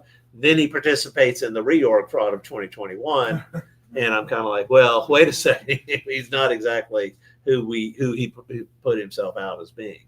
So, I mean, and we've had that issue and that discussion with him, and that's why he goes around and tells everybody he dislikes me. That's okay. So, I see so what you're the talking about now. interesting thing is, 800,000. we were like an hour and 802,000. 15 minutes or more. I mean, it was really Contract a long time together. For And the service. secretary walked us down. She was leaving at the same time we were leaving. And strange thing, she just said, he's just about the very best boss she's ever had, which was kind of interesting. And I have to say, although I always have a critical eye, boy, he did a great job. Just being just so friendly and He was either very well prepared Huh? or he because he didn't have any notes out of it. There are people that will refuse to meet with you. Mhm. Adam Morgan refused to meet with us and would never meet. He didn't want to answer the questions we were going to ask. Hobart takes the other tact. He will meet with us. Hobart Lewis, for the 23 precinct reorganization, he had inserted himself in on the Nate Loic side, on the corrupt side, as part of the fraud. He brought his deputies to the reorg makeup meeting, all that kind of stuff. It was very intimidating for people to see the sheriff at the reorg makeup meeting and kind of what he was doing. And for it was very troublesome for a lot of people. It was very obvious that the sheriff, who had said he was not going to get involved in these other political things, inserted himself not for the reorg piece, which is where we crushed them. We really brought out a lot of people, but for the reorg makeup meeting, he was there at the Hilton, and that's where we discovered all of the fraud, and he was there to keep order, and his deputies were there, and it was scary for some people. I didn't speak up. I was the person running up for chair and all that kind of stuff, with Presley led us. And I'm like, I'm not even going to go in there because I can assure you if I had said something or walked in the back room, they would have arrested me. I personally felt that was going to happen. In 23, we won. In 21, all that stuff got cleared up. We're like, we just don't want this to happen again. So we set a meeting with Hobart Lewis. He came here, and I think he sat right there where you're sitting. I sat on this side. Right next to me, I think, was Sam Manley. I have no interest in any of this. I'm not going to participate. Learn my lesson, if you will, not doing any of this type of stuff. And guess what happened? Sam Manley sat there and said, "Oh, I'm not involved in it. Not going to do any of this type of stuff." He and Sam are good buddies and all that stuff. That afternoon, I had people calling me saying, "Oh, well, what's her name that ran against me? Down there for state EC. Julie Hershey. Somebody called me that afternoon saying, yeah, Julie Hershey knocked on my door today. She's running for state executive committeeman against you. And I said, well, who do they have running for chair on their opposition side? Oh, Sam Manley, the guy who was sitting next to me and said he had nothing to do with it. And Hobart Lewis that's when, after that, the state party took over our reorg, remember, in 23? And guess who was at reorg and makeup? Hobart Lewis. And I don't want to say his goons, but, his people, his sheriff's deputies and all that stuff. He was at the reorg makeup meeting after the Freedom Caucus had their little thing with Jim DeMint, and they were trying to funnel people right into reorg. Who the heck has a reorg makeup meeting at 9:00 on a Monday night? It just happened to be after the Freedom Caucus meeting where they thought they could attract a bunch of people by having, I think Ralph Norman may have been there, Jim DeMint. They were trying to funnel in all of their people. And I'm like, our people were outstanding in line, waiting to get in. They weren't going to that meeting, with all the rhinos. Some of them went and listened to it and came in and voted for us. But it was them. He did it twice. It didn't do it the third time because the third time, 2025, the opposition side decided they weren't going to even participate. So, Listen, he's good. But he does that because he thinks he can fool you. I'm like, so we have to be extra skeptical. yeah, I agree. But he did a great job. And one of my last questions to him was, because of Berea, was, do you recommend that we as citizens, if we see something that needs to be reported, should we call ICE and report it? And he said, no, you call me. And when we left, he gave us his card. One of us his His card. personal And so number. you call me. And he's not. I know. I hear you. I know. No, it's what they talk about, constituent services. Mm-hmm. Oh yeah. He knows that you guys, us, can make some noise. And they're going to take care of you. Now, if he's doing the right thing, that's great. If we can get him to do the right thing, that's great. If he's snowing you, this is where you learn what they do to other people. See, and that's what my point is, that Jeff, is that we have to give them the benefit of the doubt because this is the first time we've actually sat down and met with him. Okay. Yeah, you can't right. You have to give the benefit of the doubt, box him in the corner, but I'm also giving you some advice and some history of what has actually happened and he has done before. And that's important. I mean, benefit of the doubt all over the place. He's never betrayed. I've never seen him betray the other side. I mean, I'm betraying anybody. I see him doing the right thing all over the place.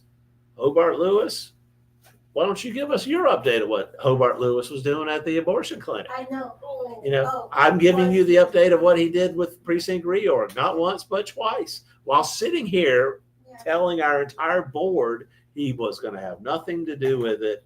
And to find out hours later, he sat there and lied to every one of us. You don't continue to get the benefit of the doubt. No, actions speak louder than words. So, and I'm one of them that I will watch what he says or listen to what he says, but will pay attention to what he's doing or what's being done. But Bill Clinton, smooth talker. Oh yeah, he talked your ear off. Obama, smooth talker. Hobart Lewis, smooth talker. We need to. It's okay. It's a positive thing. I'd rather be a smooth doer and just do it. Just do it. Yeah. But even when Benton met at David's house, he seemed to indicate that something was coming down at this period of time, or in October or November. Whatever. They can't do every place at the same time. So I'll follow up. We will follow up on this. What's coming down and what's going on with Berea. This is your, precinct or your county. But remember too, for years, Berea's been a problem for years. Yes. Absolutely. And some of that is, we can't get rid of them because we got problems with Biden. Some of it is, It's over. Biden is over now. Right, but Biden's over, but also realize what goes on and what is talked out there. I'm not saying that I know or something is nefarious going on, but you see it all the time. You know, police, sheriff's departments get busted because they're all in tune with the wrong side, the wrong people. Shane can tell you Happens all the about time. Maria here, because she used to teach at the Yeah, old Parker 26 years Middle. ago, 27 She years had ago. experience with those people. Oh, yeah. Very few kids in there were white English Americans. Still that way. Wow. No, they shut that. Yeah. They closed one. But, yeah, but they now go to the charter school. This is where it gets hard and it gets difficult, and it gets, quite frankly, dangerous. You know, I mean, there's people that have told me, "Oh, you're going against the sheriff. You're doing this type of stuff. You need to be careful of things because you know there's some crack addict finds a gun and pops me in the back of the head when we're leaving here." I mean, this is what we seriously have to consider. Absolutely. I mean, you know, what happened with Charlie Kirk is another nutcase thing. You know, but I'm like, Too many of those on the list. if some crackhead that's living in that place that just got let out comes over here and pops me in the back of the head as I'm leaving late one night. Keep in mind, Charlie Kirk was a high-profile person. Yeah, I'm not saying How many- Charlie Kirk or don't, No, but what I'm saying, but- how many people Relative. at this level have things happen and you never hear about? and you never hear about it. Is there a way we can do a FOIA request for that specific line item of the budget? Sure. Why not? Because FOIA, that way we all can kinds find of out, stuff. because what he's Yes, talking about, absolutely. the 800,000, 802,000, or 802,415 is what is line item for service contractual agreements. Yeah. And it doesn't Right. tell you where, who, what, when, where. Could be somebody's buddies. It could be and that could all be- kinds of. Look, there's stuff all over the place. There is enough evidence and enough things that raise questions about what's going on. I will tell you. Guess who? I mean, y'all remember the sauna meeting, and I want to get to these two censure things. I want to explain that. But remember the sauna meeting that the splinter group called back in September of 2023 or whatever that was, but they had their little sauna meeting and all this. And remember, and we wrote an article about it. There was a guy that got up and spoke. His name was Matt Wobble. He is a huge Hobart Lewis fan now. He didn't like Hobart Lewis before when I knew him. Didn't like any of these people, but he's a huge Hobart Lewis supporter, huge Adam Morgan supporter, that little group of people. He is all about him. He got up there and spoke about how he was a military combat Marine, and what Jeff Davis and we were doing were violating their First Amendment and blah, blah, blah, blah, blah. And we're like, what are you talking about? I'm like, I'm more than happy to have this discussion, but he was making a scene at a business meeting is what he was being, I think, paid to do. Yeah. At the same time, we wrote an article. Because people were asking, who was that combat Marine that showed up and was speaking? Here he is. Here's his sled report with multiple. Pull it up, and so we can give the right names. But I mean, it's on mySCGOP.news. Search Matt Wobble, combat Marine, or whatever you have to find it, and it was all for molesting children. There's like it was, at the time. Guess what? You can't find it anymore. It's been expunged. It's disappeared. This is who Adam Morgan was having out repping him. I don't know. I mean, pretty bad when his co-founder of the Freedom Caucus is now on federal charges for child pornography, right? So I'm like, Matt Wobble. I mean, I'm telling you, if I'm involved in, or anybody says I'm got something to do with child pornography, I'm getting away from everybody that's got anything to do with child pornography. I don't want to be around children. I purposely, I was always that way when I was younger. Like, I don't want to be around kids by myself because God only knows what somebody's going to accuse you of. Matt Wobble, Adam Morgan, all buddies. I mean, and they're all doing this stuff now. And I'm kind of like, and then guess what? And we need to figure out, but all of a sudden that stuff has disappeared and gone. Why is it not even showing up in the public? It got expunged somehow.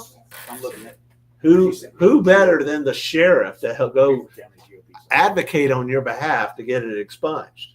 Wow. I had one of my court hearings down, Joe Dill showed up there. And I said, "Oh, Joe, what are you doing here?" Because they all like to harass me. I'm like, "Oh, I'm working on helping somebody get their records expunged." Was it Joe Dill that was helping him? I mean, I don't know. I mean, I guess probably when it's expunged, you probably can't find out some of that information. But I mean, it's on there. We got screenshots of it, and we wrote an article about it. And I have known Matt Wobble for a long time. He is doing things that are absolutely contrary to anything he's ever said he believed in. And guess what? If you were up on child pornography charges that could put you in jail for 30 years, you might do something that you might not think you'd do otherwise, because that's what people do. There's literally, I mean, there's an article in Fitz News, or it was a post or something. Katrina Shealy, former state senator, was talking about, all the blackmail that's going on at the State House over sexual things. I don't think children. I think this is, female lobbyists, male, whatever it is. Inappropriate relationships, and knowing about it and blackmailing. This is what's going on. Epstein Island. Epstein Island. It's at the highest level, and it's going on right here. I will tell you, remember Dakota Fitzgerald? And we got her, she was our communications chair and all that stuff. We thought Dakota was great. She was all about child trafficking and in the early days. And I was like, I didn't even realize, I'm like, I'm not so sure they're really trafficking children until I understood the financials. I told her, she was all, carried a gun. She was all about this stuff. And I said, Dakota, why don't we, as the Greenville County Republican Party, why don't we go put up some cameras in front of some of these massage parlors and figure some stuff out? Did not want to do it at all. I'm like, where is this coming from? You are supposed to be the biggest person wanting to fight child trafficking.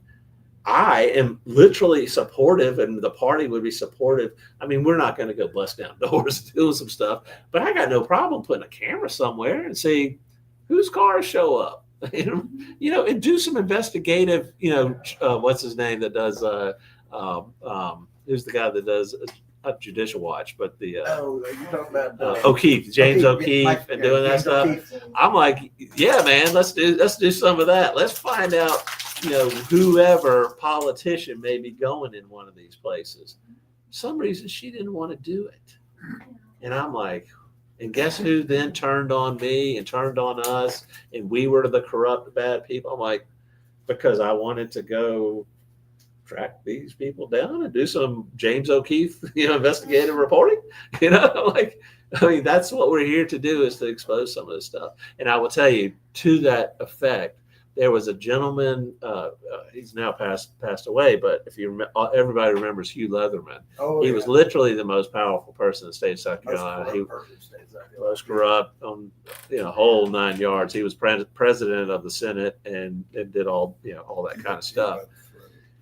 DOT by the throat, owned his own construction company and his wife's name, cement company, and all that kind of stuff. All kinds of. Put it this way, they've renamed the port of Charleston after him.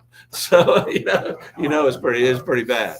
And that was even before he died. So you got power when you do that, even before you die. His son-in-law got in trouble with some stuff. I think his son-in-law. Yeah, his son-in-law runs a company that does those informational signs on the interstate.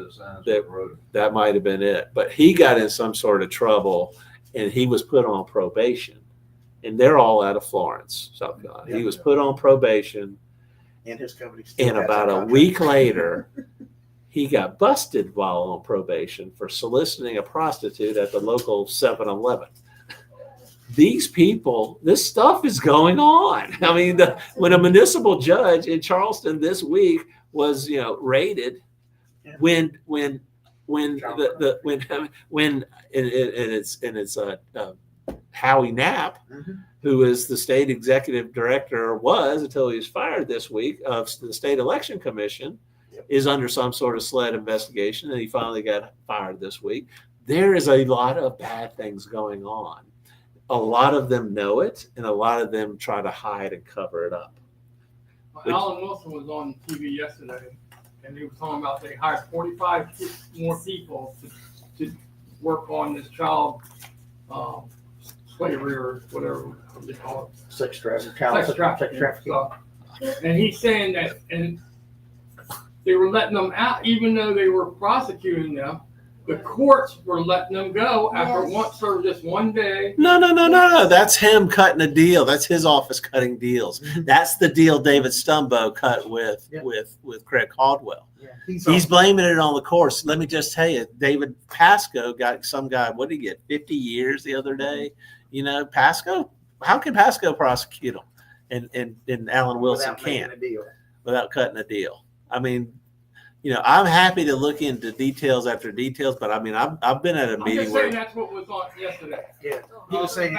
But again, just like with Hobart Lewis, I can give you actual examples of Alan Wilson letting people that we know committed crimes off. Well, yeah, I agree that it was Alan Wilson doing it, but he's making it sound like it wasn't. Yes, and that's what we got to teach people about the manipulation. Alan is lying Also, to people. On the bus thing, and Benton said the same thing. Yeah.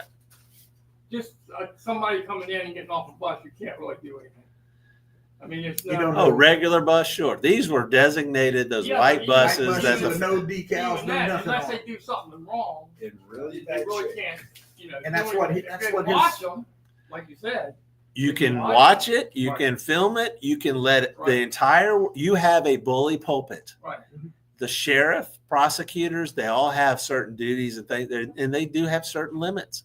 But guess what? I have no problem with them sitting there filming it and taking it down to Fox Carolina or whatever news, bringing it to us, letting us put it out there. I offered it to politicians all the time, and some of them take us up on it, some of them don't. I'm like, tell us some stuff, and we'll get the information out there. What do you think Fitz News is? You know, I had somebody tell me the other day they left a packet of information in the local Freedom Caucus House reps, mailbox. Nothing ever happened with it. Why did nothing ever happen with it? Right. And this was one elected official leaving it in another elected official at a different levels mailbox. Nothing ever happened with it.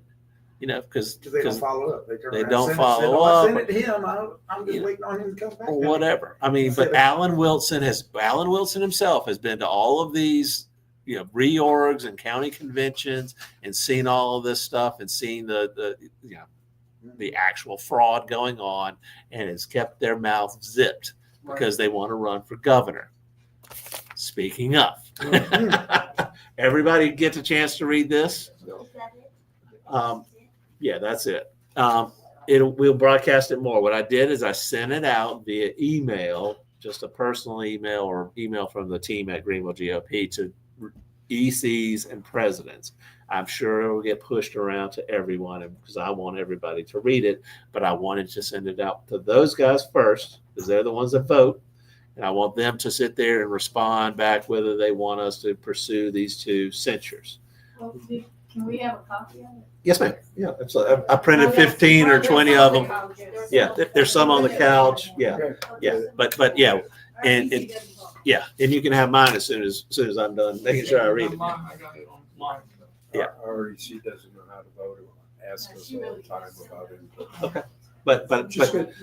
But we've got two censures that we're discussing about doing at our October 13th meeting. The easy one is 2 years ago, we censured the people, the Republicans that voted for the tax increase. Yes. They knew the times were changing. We elected our new people, or were elected. We hadn't elected them yet, but we were going to come after them. So they pushed through the tax increase. So we went out and broadcasted. We put next to their signs, this is Butch Curvin, I'm running for re-election. Put sign next to it. This guy raised your taxes, all that kind of stuff. So we exposed that. We flipped county council. That's how we got Bitten Blunt as chairman, as opposed to Dan Tripp. That's how we, all of these folks while we got the UDO kickback 2 weeks ago, everybody celebrated all of these things, all the positive things that are coming out of county council, even though we're 10 Republicans and 2 Democrats. That is because we censured the Republicans that did the tax increase. We, some of our people printed out the flyers They went and delivered them. We got the word out. We let people know about it. We actually got active. You know, if we needed the taxes, I get it. I'm okay. If somebody shows we got to pay, justifiable. if it's justifiable. I mean, we're just not just pure anti-tax, but there's a lot of waste. I mean, they were sitting there trying to spend a bunch of money on low-income housing or whatever the heck they were doing. That's one Right. sheriff's pet peeves, that whole low-income housing stuff. Really? I mean, I'm sure he says that to us, but he says a different thing to somebody else. Because it actually causes, for one thing, it's the fact that you have a higher crime rate in those areas. So he's having more deputy interaction in those areas, and with the way things have been going on with the shootings and everything in those areas, it's becoming dangerous for his deputies. Those are all great talking points. Those are all things that you and I would like to hear. But guess what? I've had the man sit across the table from me and lie to me personally to my face. Okay. So that's, dig into it. Dig into the facts. You're going to have to do work because we do have a history with him lying. Okay. So that's there. So what we're going to do is recensure. I think everybody's cool with that. Recensure the 2 that are up for reelection next year. And we'll just throw in for the one that we replaced 3 of them. The 4th one, we had somebody that was supposed to run against them, had some health problems and family health problems. So Liz Seaman did not have an opponent, so she was reelected. But we got rid of 3 of them. One of them was the former chair. They were entrenched people that you're like, holy cow. I mean, it really flipped everybody else that we were able to accomplish it. Oh yeah. No, he would want to get outed. Yeah. So, and I was surprised some of them ran, but they ran and they got outed. Now there's 2 left that are coming up for re-election this year. Liz Seaman, we're stuck with her for another 3 years. Next year, though, we have Dan Tripp, who was the former county council member. Chairman. But he is former chairman of the board before we got Ben. So he was running that place, Iron fist, like a Drew McKissick, Nate Lloyd, all that. My way or no way. And it was bad. And he was hammering things through, and it was really bad. He's now been neutered because he's no longer chair, but he's up for re-election. The other one is Joey Russo. Everybody in the northern part are all upset with Joey. Joey Russo said, I'm not raising taxes. I'm not doing this. And he just went off and did it, and it's like, so the people in the northern part of the county, they're pissed. And I wouldn't want to piss those people. I don't want to piss the people from the southern part, but these guys, I really don't want to piss off their mountain people. I think what happened was also with the whole Paris Mountain development thing, he voted on board to accept that proposal. Oh, really? So that's another reason why the people in that area are so pissed. There's something, but we'll see if they run. I've actually heard that they may not. Both of those 2 may not run for re-election. I don't know. We'll see. But we're going to censure them. Maybe it'll wake them up to, because we'll utilize this to sit there and remind people that have forgotten that this is what these people did. They betrayed our platform. They betrayed us. And, this is what they tried to do. Dan Tripp he's a political consultant guy, PR guy. He needs to go anyhow. We got problems there. But so I think for re-election. Yes. Isn't Liz Seaman up for re-election? Nope. She was last year. Be another. No. So we got it's a 4-year term. We got her for 4 years. So, but guess what? They've been kind of neutered. They're kind of, there's. Right, but not enough. So we need to win 2 more races. We need to replace Dan Tripp. We need to replace Joey Russo. We need to get good people to replace them. And then we will have a pretty solid, it's solid now, but it will be rock solid when we do that. We need to get people in there that are not just that will help conservative, Greenville City. That will, yeah. It'll help. But it's next. Greenville City, we got coming up this November. Developers having to do work to get their stuff. Yeah. Right. Well, and that's the other. Now, the second one, and while we're putting this out, this is a survey. Every email response I've got has been, yes, we want to do this. But I want to find out. It should never be a surprise, right? I always preach that the meeting should never be a surprise. You all should know what we're doing and what's coming and have plenty of time to think about it, debate it, talk about it, do a Zoom call. We'll talk, all that kind of stuff. The second one is a censure of Lieutenant Governor Pamela Yvette. Yes. She is local to here. That was easy. Well, that was easy. So, you are an EC, right? Yes, No, are you? No, I'm not. but I am, yes. He's an EC. That's a yes. Today, everybody's an EC. but It's only EC. the EC and or their proxy will know. But talk to your EC, let them know. But Pamela Yvette, we've known, Olga actually supported her when she ran with Henry McMaster back in 2018. Yes, that's when against John Warren. Though she was picked to be the lieutenant governor, we were excited about it because she at least has an accounting background. We thought she might, be logical about school choice and the corruption that was going on in the school choice arena.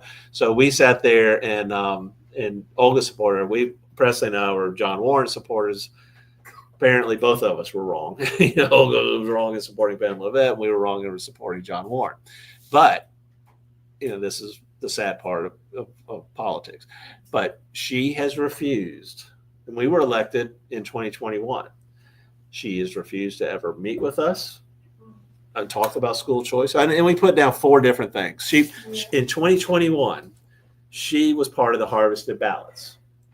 We attached the article that we wrote back in 2021, which actually has her Form 1, and she didn't even sign her Form 1. Nate Lloyd initialed it.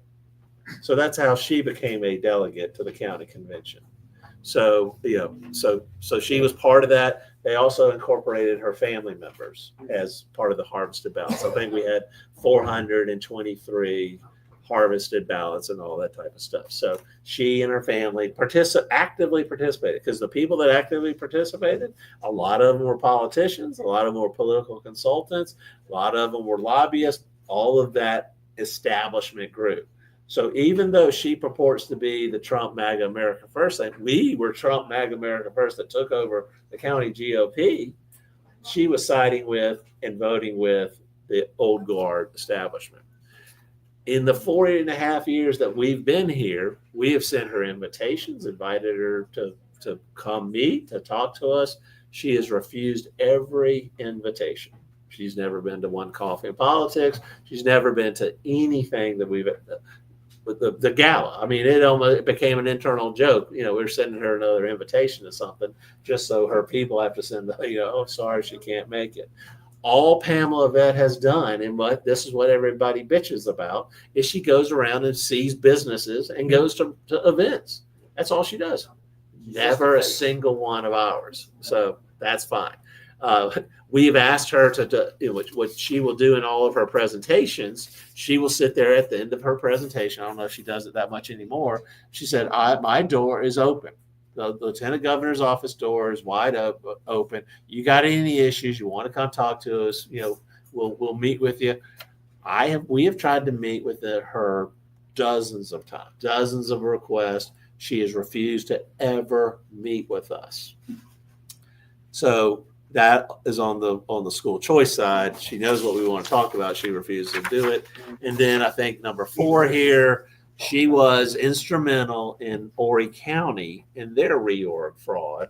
I hate to say fraud, but in taking back, they won straight up. There wasn't a fraud in reorg of 2021 in Horry, but the MAGA America First people that won, she was, and it's well documented, and y'all can actually watch the videotape that talks about it. She was part of conversations with the people, and she was leading the effort to kick out our friends that were running the Horry County GOP. We have Drew McKissick today because Horry County GOP was taken over. Had Horry not been taken over, they were 60 some odd votes. We only lost to Drew in 2023 by 16. We would have had all 60 of those votes because we had all those 60 of those votes in 2021. So that she was part and parcel and instrumental of that. So even though she still now comes to the state convention and the reorgs and all that kind of stuff, she didn't come to ours, but here in Greenville, because she knows she's not going to get elected or anything here in Greenville, she's literally doing that type of stuff in other counties, watching the fraud and saying nothing. Because our people went up to her at the state convention this past May when Drew was doing all his hammering down and his people were hammering down, and people would walk up to Pamela Vet and ask her, "Are you going to say or do anything?" Oh, I don't understand really what's even going on. If you don't understand what's going on with the fraud at a SCGOP state convention, then you do not need to be governor of the state of South Carolina. Right. So that's kind of my theory. We're going to get feedback from all of our ECs and presidents, and and spread it out more. We've been getting feedback. What- It's kind of interesting. Obviously, we know we know our people, but we're getting emails from people that I did not expect we would hear so quickly from, saying how They support. necessary this is. Absolutely. So this, I mean, we cannot, I'm not like a sheriff or a prosecutor that I can go put somebody in jail or do that, but we have a voice. We have a bully pulpit. We have a responsibility to exercise that voice. We are involved, and we have a responsibility to tell the public what is going on. In this case, with the tax increasers, Dan Tripp and Joey Russo and Pamela Vet. Yes, sir. What's the name of her $1 billion company? The one she got advertised with Trump. I can't remember the name, but what they do is they process payroll. Yeah, their payroll. I am not sure she has a $1 billion revenue company. People think she does. She is now even leading people. I think she sold the business, number one. But if you have a $1 billion revenue company, it's worth a bunch of money. I think what it is they process $1 billion of payroll. So if you make $1 million, they're counting that million in their revenue because they're processing your $1 million paycheck. They're responsible for $1 billion. Right. But you may pay me $50 to do your payroll. It's payroll processing. Correct. Yeah.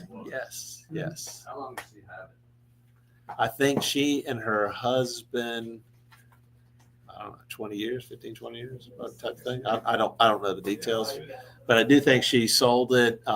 He may still have some He still has a vested interest on the board or works on it, something like From my that. understanding. So usually when you sell the business, you keep, you have a non-compete and or, a performance. You got to continue to work for them for a while. She could probably get out of it saying, I'm in politics. I don't have time to do it. Can't do it. But my husband could continue.